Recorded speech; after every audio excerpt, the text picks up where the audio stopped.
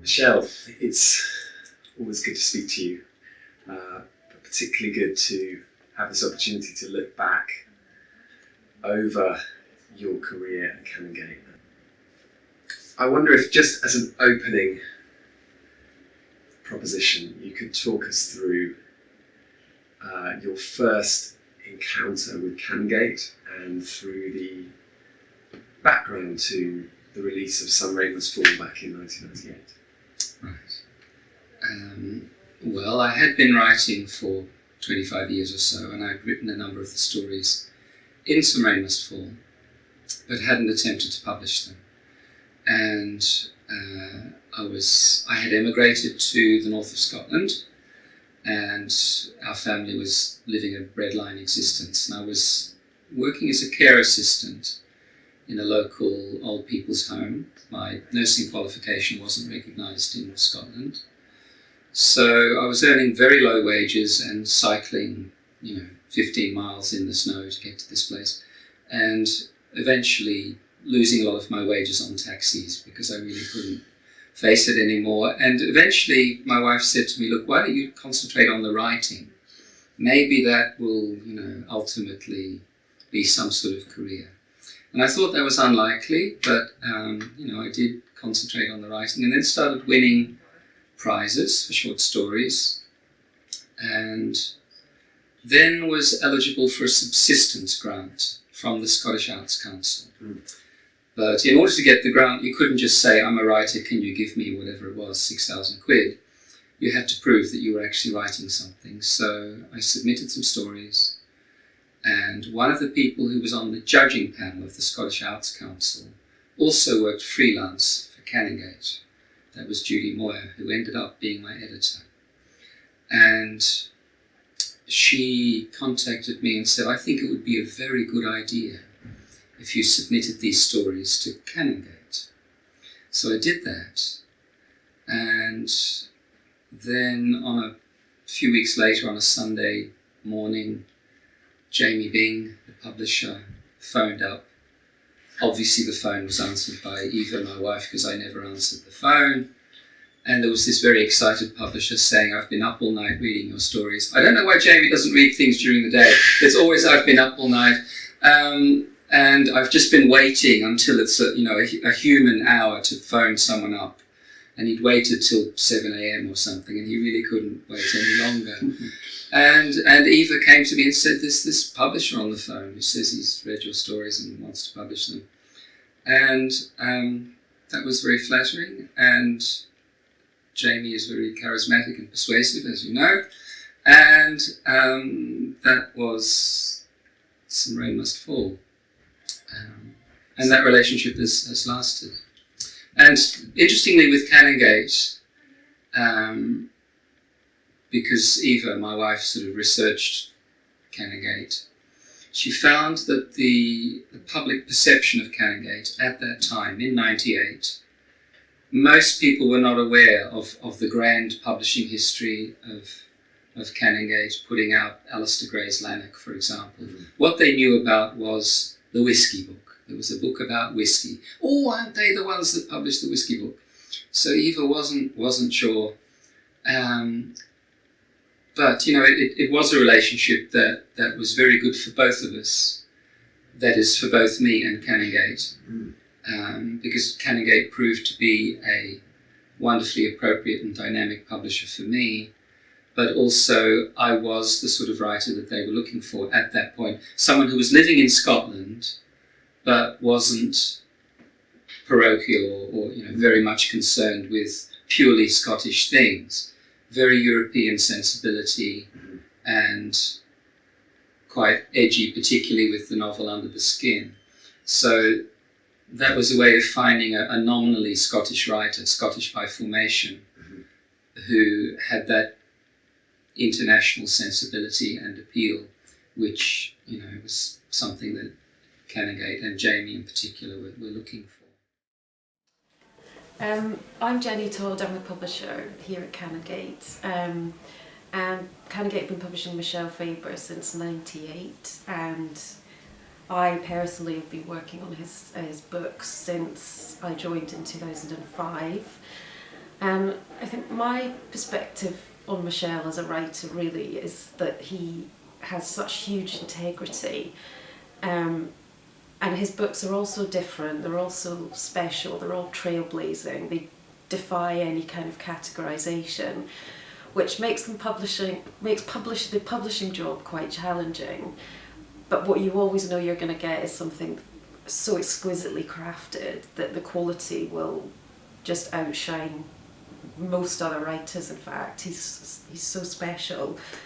We never quite know what we're going to get next. It's always something of a surprise, and that's really, I think, characteristic of a true artist. He's a real true artist. He's not following trends. He's not chasing bestsellerdom. He's not writing into the marketplace. He writes it from a very pure place. That means he can be quite challenging to his readers. He's unafraid of, I suppose he's unafraid of making us face up to uncomfortable truths in his writing. And that, I think, is a sign of real respect for his readership. He knows his readers want to be intellectually challenged, and he always writes something to satisfy that. So I think, we love writers who are uncategorizable and who constantly surprise. Jan Martel is another example of a writer who works in that way. And that makes Michel feel very, very much a sort of perfect Canongate writer. And the quality of writing is incredible, but as a human being, he's an incredible man.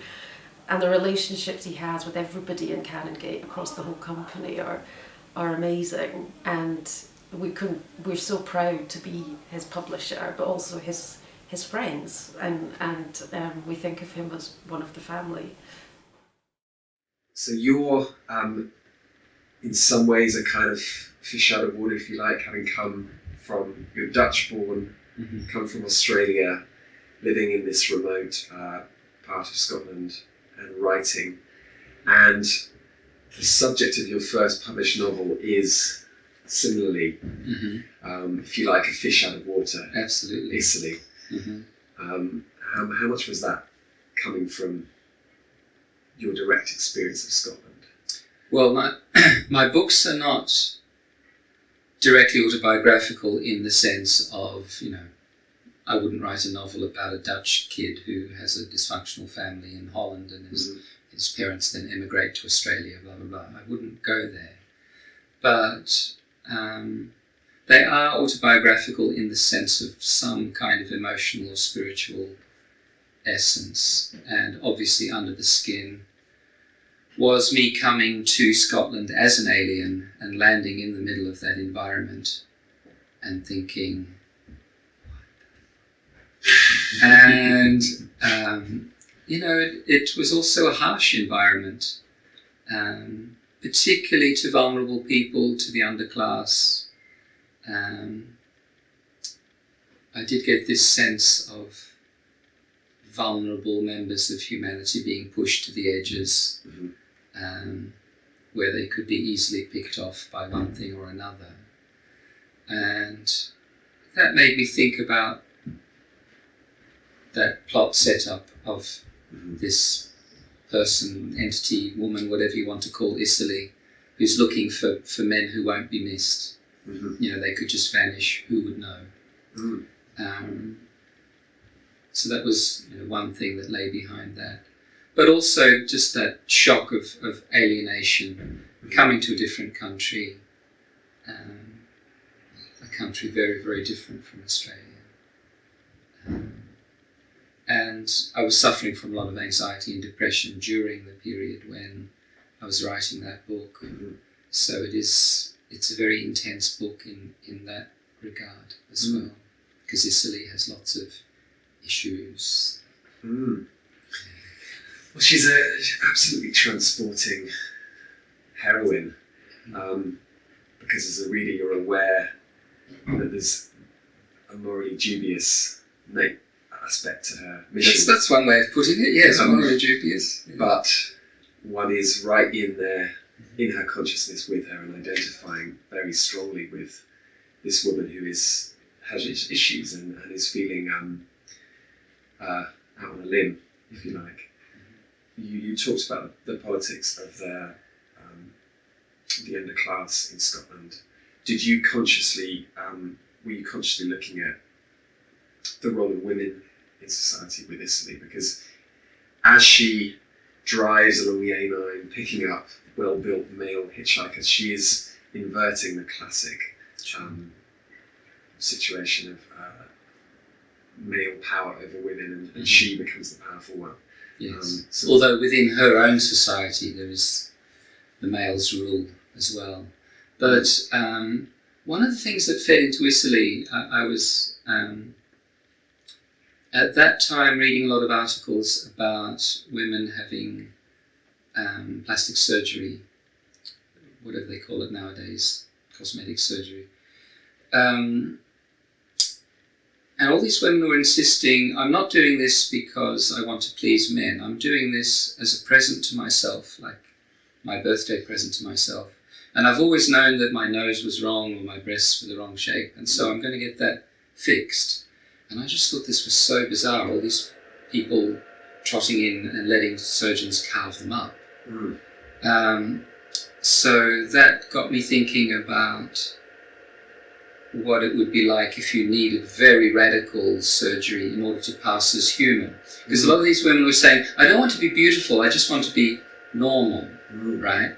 I just want to pass for normal. And that was weird. So, yeah, I had this Italy who, I mean, she is supposed to be furry and on four legs and, lots of little teats. And all that gets taken away and she gets sort of made upright with various horribly invasive procedures, and her real breasts get taken off and some fake ones get stuck on, and it's, in a way, it's like what all these Hollywood women are doing to themselves, but in another way it's just incredibly scary. Or maybe those two things are the same anyway. And yeah, I just wanted to exploit, if you like, the horror and the poignancy of that. Did you feel yourself that you were, if you like, an alien looking in onto that world in Russia? Did you feel that you were kind of other? Or can you talk a bit about that? Well, it's funny actually. I've seen the film of Under the Skin 4 times now because of doing events, sort of introducing it. And the first 3 times when I talked about it, I was looking at it as a piece of filmmaking, the decisions they'd made in adapting that book. And the 4th time I saw it, I suddenly realised that what this film really captured was my state of anxiety and alienation when I wrote that book. And when I wrote that book, I was so depressed and so anxious that I was convinced I was not going to make it. That I'd started off from a position of utter, total alienation when I was a kid and a teenager, and that had given me a kind of strength because I had contempt for everyone else. I was the exalted artist, and I didn't even have to share my work with them because, and that gave me a kind of immunity to the world. I just got on with my thing. And then once I became more humanized, particularly as a result of knowing Eva, my wife, who had an enormous effect on me, as you become more human, more connected, you care about people more, you become more vulnerable, because you then start worrying about what's going to happen to all those people that you care about. And I wrote that book at a point when I thought that I'd gotten a certain distance towards being fully human, but that I didn't have what it took to go the whole way, and that I was just going to fail And eventually Eva was going to say, look, I love you, but I just can't stay with you. And, you know, that I was going to end up homeless somewhere or suicided or whatever. And that was the state. And the book, of course, captures that. The film did very strongly as well, this sense of someone who starts off inhuman, literally, and becomes humanized, and therefore vulnerable, and therefore in danger, and in the end, you know, she doesn't have the, you know, the ingredients. She doesn't, you know, she's just not going to get there. So coming back to this thread, you've published your first book of stories. You've then published a novel, Under the Skin, which has gone on to win, to be shortlisted for the Whitbread Prize, and to be very highly fated and to sell copies. And, you know, most shoplifted book in Waterstones, I was told. It's a what great great honour! Yes, great accolade. So your third book with Canongate was 199 Steps, set in Whitby. You'd gone from contemporary short stories to science fiction Under the Skin, and then now a kind of modern gothic. It's not really following any particular genre. In fact, the decision was already made by then for me to write or rewrite The Crimson Petal. I went to Jamie Byng to talk about the next book, and Under the Skin, as you say, you know, got lots of accolades and had a readership and was a good thing for Canongate. And I said to Jamie, well, does this mean that you would like my next book to be recognisably by the same author as wrote Under the Skin, and perhaps develop the readership for this kind of literary Scottish noir? And he said, well, what book do you want to write? And I said, well, I actually want to write or rewrite this gigantic Victorian novel. And this was at a time when there was actually no fashion for gigantic Victorian novels. That came just a little bit later. And he said, well, if your heart is telling you that's the book you want to write, then do that. So that's what I went off and did. But, you know, it was a huge book, and rewriting it, actually I was writing a new book, basically. So in the interim... You started this in your 20s? I started it when I was 19, and I finally finished it when I was 33. No, 32. I can't remember. I'm not numerous. Whenever The Crimson Petal came out.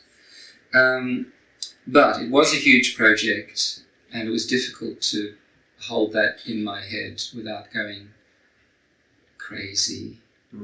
So I was invited by an artist who was doing a avant-garde art project at the archaeological dig in Whitby, near the Abbey there. And he had carte blanche to involve other artists of his choice. He had read Under the Skin, he loved it, so he invited me down. And we thought initially I might write a short story that might be on his website or something, I don't know, I can't really remember what his vision was. And then I wrote this little novella, The 199 Steps. And initially I thought that might be a good thing to be sold in English heritage bookshops. Because, you know, people go to these sites and they look at the ruins and they buy their maps and their books of lovely pictures of Whitby Abbey and so on. And who knows, if there was a piece of fiction there, that might take people a little bit out of their comfort zone and, you know, lure them into literature. So I thought that was a nice idea. But then I showed it to Canongate, specifically to Judy Moyer and then to Jamie Byng.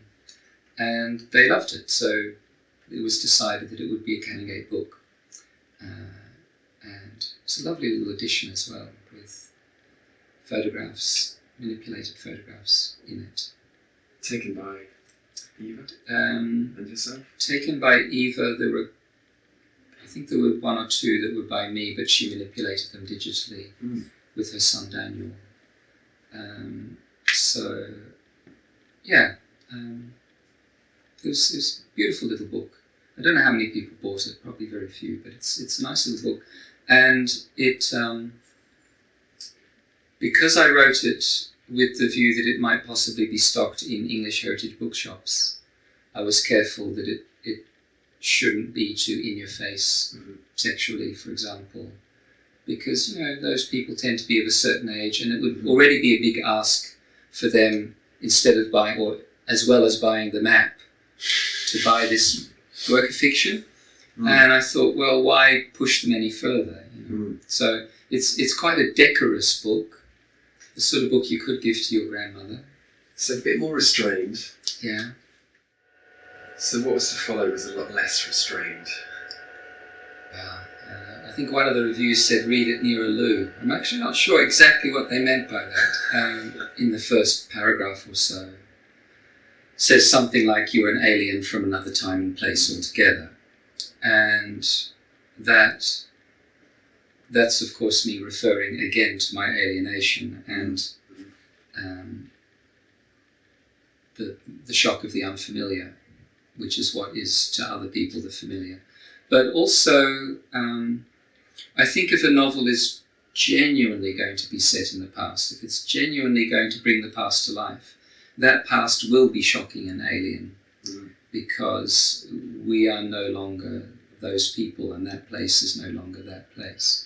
And the risk with too many historical novels is that the reader enters them like a kind of theme park, and everybody's wearing pretty clothes, and there's, you know, carriages trundling by, and you know, it's almost like a Disney experience. It's the Victorian Disneyland experience. And I think if you were genuinely landed in the middle of 1875, not knowing anyone, not having any contacts, any way of surviving, you would feel yourself to be in deep shit. And that's what the novel was trying to, that's the state the novel was trying to put the reader in. And then little by little, they would find their way in that society. That was the sort of thinking behind that narrative voice. I think I read somewhere that you described yourself as being a lesbian feminist in your 20s. Is that... Well, I was an honorary lesbian. My first wife was gay before I met her, so I inherited, you know, her circle of friends who were all lesbians, and I was a very unmanly man at that point. You know, I wore coal and my hair was very long, and I would walk around the streets of Brunswick wearing fluttery hair and pants. You know, I was not Mr. Macho, I can tell you that. And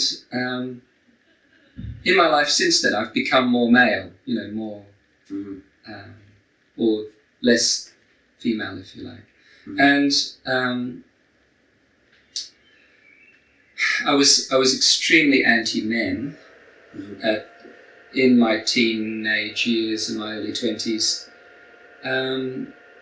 And the original version of the Crimson Petal is quite hardline feminist, and William is an absolute monster in it. And I wrote a novel called The Ship of Fools, again, one that I haven't published, which was just viciously anti-male. And, you know, in my life since then, I found out that there are a few males around who are actually quite lovely, and that there are some actually horrible, toxic women, and, you know, everyone's an individual, but at that point, you know, it was the 70s, radical feminist politics, and to be fair, things like wars tend to be male adventures, you know, it tends to be the people with the dicks who think that, you know, blowing up other countries and, you know, that's a good idea, that's going to fix something. It's not often women who think that that's the solution to the world's ills. So, you know, I had good reasons to have that anti-male sentiment, but, you know, there's been a rapprochement as time has gone by. The Crimson Petal was the first book of yours to go international in a big way. It was a big bestseller in America, big bestseller in the UK, and sold into many languages. Did that validate your dreams as a 19-year-old? The sense in which at that point you saw yourself as a writer? I didn't need myself to be validated by the outside world. And in fact, one of the conversations that Eva and I had early in our relationship was when she was insisting that books were not books until people read them, and I was insisting that no, they had intrinsic value and they were assessed by the god of literature, and they didn't need to be read. So it wasn't that. One of the unfortunate things that happens when you have a successful book is that you have journalists coming up to you and saying, how did you feel when you whatever? And it comes across really naff to say, well, it was really nice. They want you to say, the sorts of things that people say. But it did my self-esteem as a member of the family a lot of good, because it meant I was getting a serious income, and we were able to pay off the mortgage on our house. It meant I was contributing to the family, and ultimately it meant that when Eva got cancer, she was able to stop work. She didn't have to drag herself into work on chemotherapy, which a lot of people who have cancer still need to do. And it meant that I had the leisure, if you like, to take care of her. Because I didn't have to go out to a 9 to 5. So, it made a big difference to our family life and to my sense of how I'd fulfilled the deal, if you like, with me as a partner. Because if things had gone differently, Eva would have been working 9 to 5 her whole life, supporting. When we lived in Australia, I supported myself. I was a nurse. But once we went to Scotland, living in the middle of nowhere, there wasn't much work to be had. So she might have been supporting me, this guy who eternally thought that he might one day be published as an author, but never was. And then eventually getting sick and not having that financial bedrock. So that was very important on that level. What it brought into my life as an author was a mixed bag. There was a lot of incursion into my space, and I was at that point very much more private and vulnerable than I am now. So it was tough to deal with on some levels, and absolutely wonderful on other levels. And getting adorable letters from elderly men saying, I went out to buy a Christmas present for Sophie, and then I remembered that she was a character in a book. All that stuff is just so lovely. And I appreciate it. Would you talk a bit about your working relationship with Eva, in particular in relation to the Crimson Petal? Right. I've heard you say in the past, in some ways, she was your first reader, your first editor. Yeah. No, she was a very good reader, very sharp reader, and very fearless critic. And she was very mindful of the levels at which a good work of literature should work. So I would hand her the chapters of anything that I was working on as they came out of the printer, and she would say, well, of course this is beautifully written because you have that skill, but it's been too long since I saw something very vividly. There's been too much intellectual stuff, or it's too long since I had a really deep feeling, or I don't believe that a woman would say something like that. Those sorts of editorial interventions. And with something like the Crimson Petal, I showed her the early version of it, which was very neat architecturally, and in which Sugar dies a completely horrible, humiliating death. And she said, you cannot do that to people. They've been reading this book for 900 pages. They love this character to bits, and you can't do that.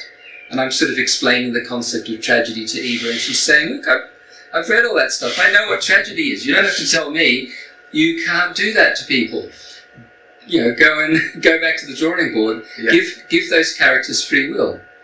And I went back to the drawing board and I gave them free will to the extent that authors can. And Sugar survived, and all sorts of interesting things happened in the evolution of those characters. So she was very, very important in that respect. And in some of the books she supplied characters, backstories.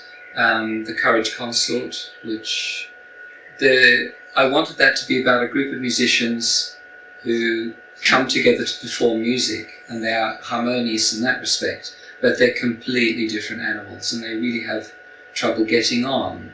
And I like the idea of someone else making up some of those characters, so that I would be forced to work with something that didn't come naturally to me, which of course would add to that dynamic. So Eva basically made up the characters of Ben Lamb and Dagmar in that book. And I had to discard a few things that she suggested, but basically they're her conceptions. So that's another example of how we work together. After the Fahrenheit Twins came the Apple. So this was, in some sense, this was almost a collaboration with your readers, wasn't it? It was. People were so keen for me to write a sequel for the Crimson Petal, and I knew that I couldn't and wouldn't. And the Crimson Petal had been huge in Italy, and the Italians had been so nice to me, so welcoming. And I wanted to write some stories as a kind of Christmas gift for the Italians. So I wrote Christmas in Silver Street, Christmas story about sugar. And then I wrote a couple of others, and I thought maybe there could be a little pamphlet or chapbook published in Italy at Christmas time. And then I wrote a few more stories, and Canongate found out that I was writing these stories, and that grew into that book. And it's a lovely book, I'm proud of it. But one of the weird things, this distinction between short stories and novels, I've had people come up to me in signing queues, and they say, we love the Crimson Petal and the White, it's my favourite book in the world, and I have to know what happened to those characters, I'm just desperate, blah, blah, blah.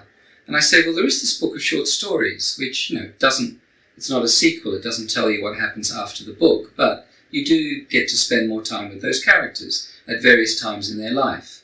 Now, in the 30 seconds that it takes me to tell them that, their eyes are glazing over, so they're looking over the other side of the room, because it's short stories, and they don't read short stories. And what can I do about that? What can Canongate do about that?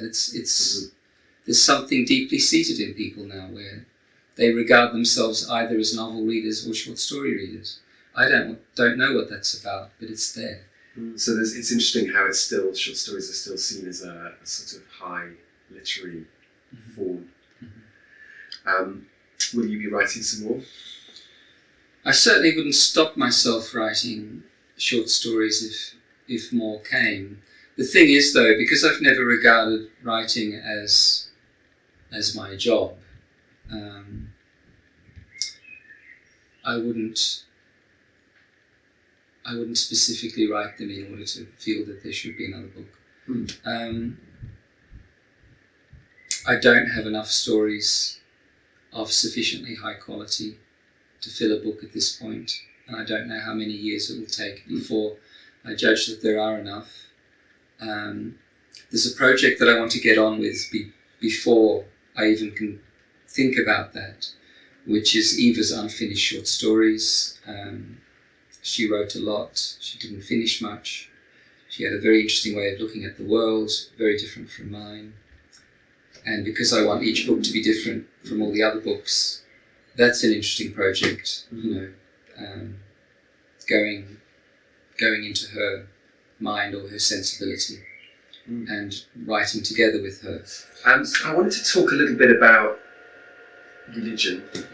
And so Peter, the protagonist of Book of Strange New Things, the first novel that we worked on together, was an evangelical Christian who had accepted a mission to go into space and spread the word.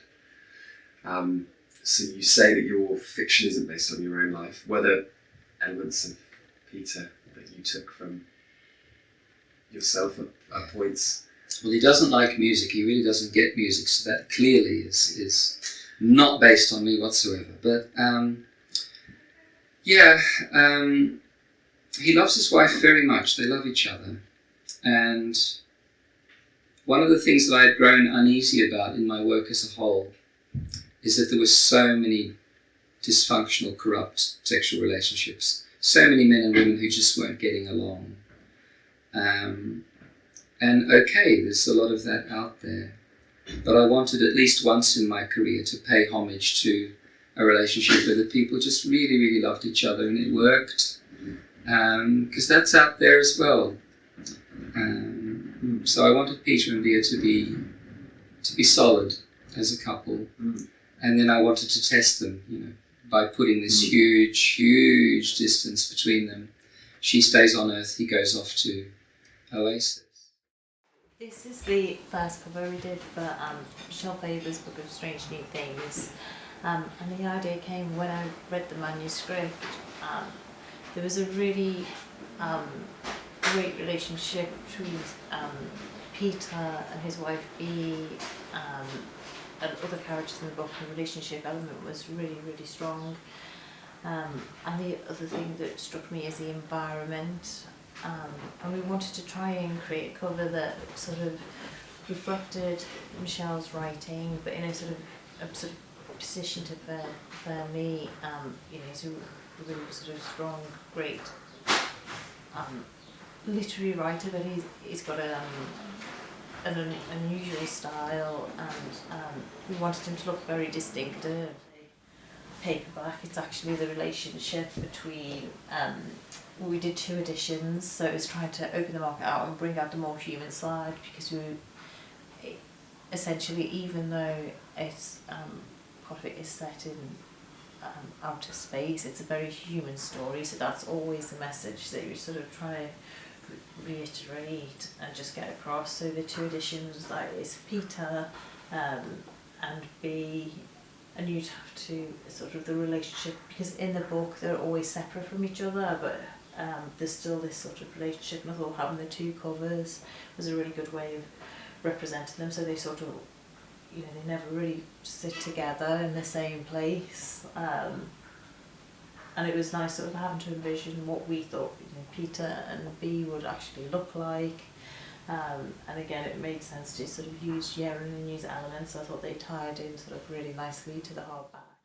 When I was first hatching that novel, Eva and I were very happy. Our marriage wasn't in trouble, but I was aware that we, in some ways, lived on different planets, because she took care of the real world.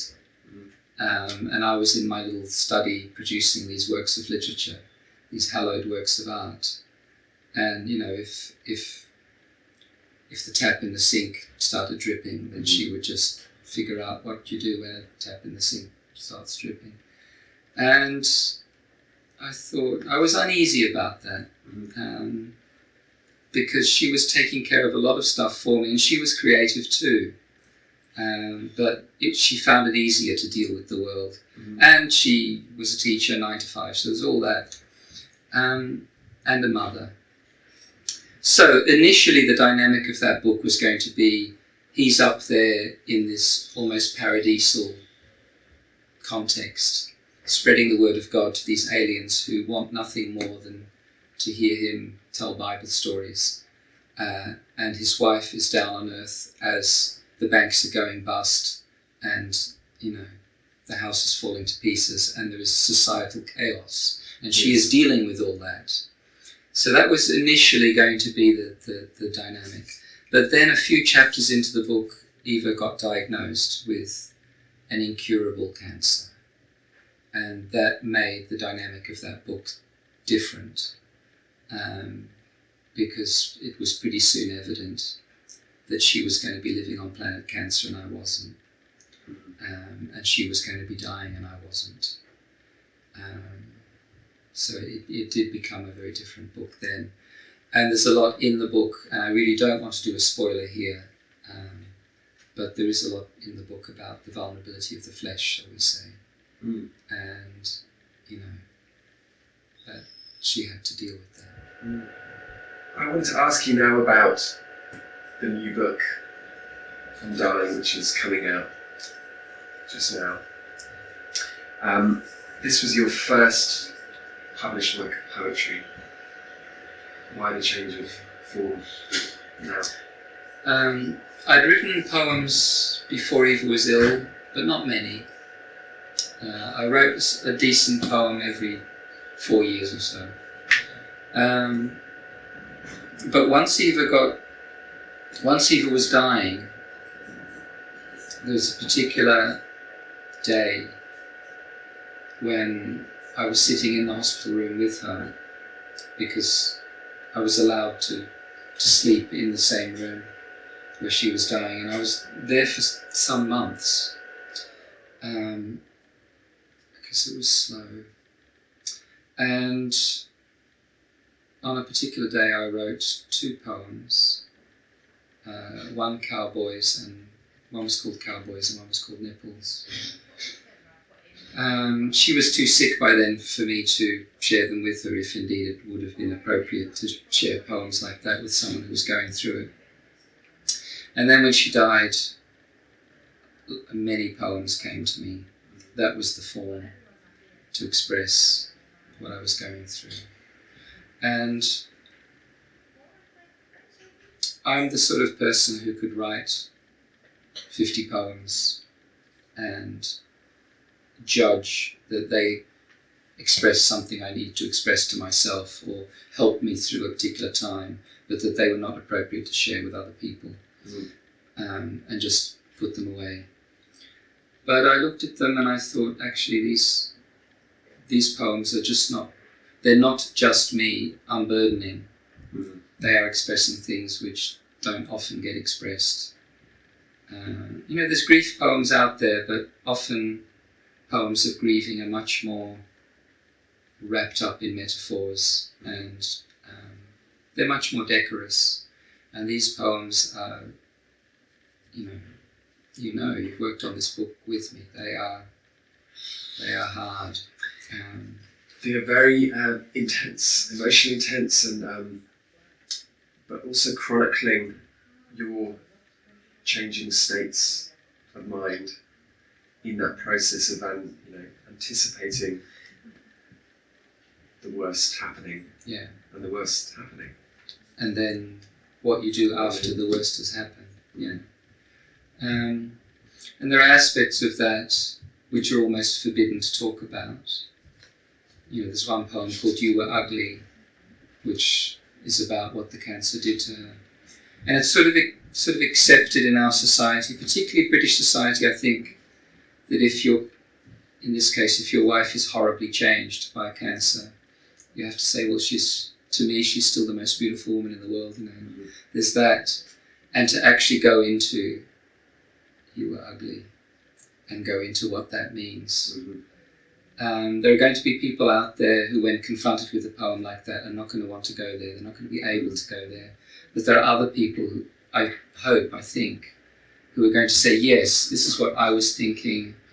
I didn't have permission to think that, because I could tell that was not something you could share with anybody. But here it is, someone is saying that for me. And I think the book has a number of those sorts of poems. There's no question that Undying is a very honest look at that experience of losing someone and grieving. It also has, in the process of following your grief, it reaches moments of gratitude and delight in the memories that you have. Did you imagine you would get to those poems when you were writing the first ones, which are so in torment? I wasn't thinking about where that journey was going, but the gratitude came quite early on because Eva died so slowly and so horribly. We had a lot of time to say goodbye, a lot of time to grieve in advance. She was grieving for the loss of her capabilities and the loss of her own body, and I was already anticipatorily grieving for losing her, because we knew she couldn't survive. No one survives that cancer. And I remember quite early on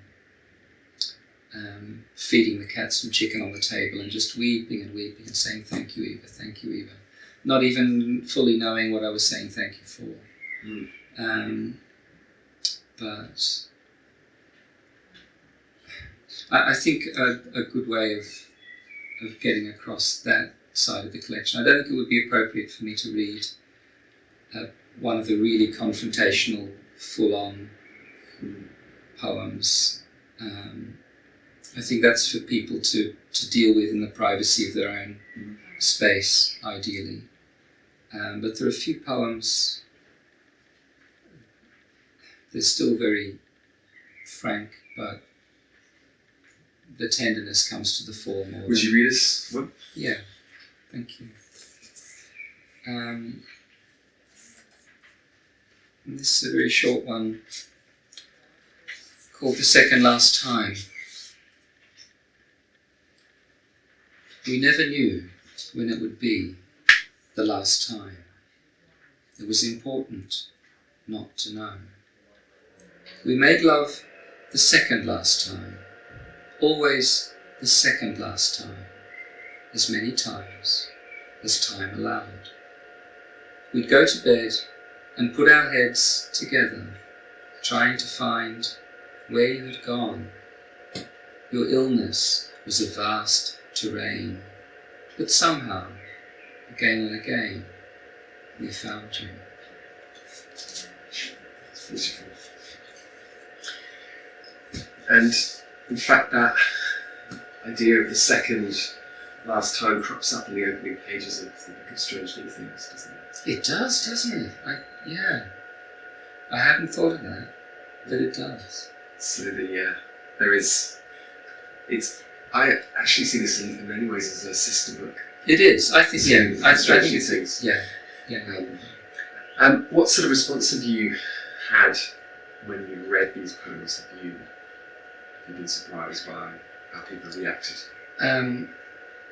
People respond very strongly, and a few weeks ago I was in Auckland doing the Auckland Literary Festival, Writers' Festival, and my chairperson couldn't go on. She was weeping, but it was her job to continue asking me questions after I'd read one of these poems. And I think that validates that there is a connection there.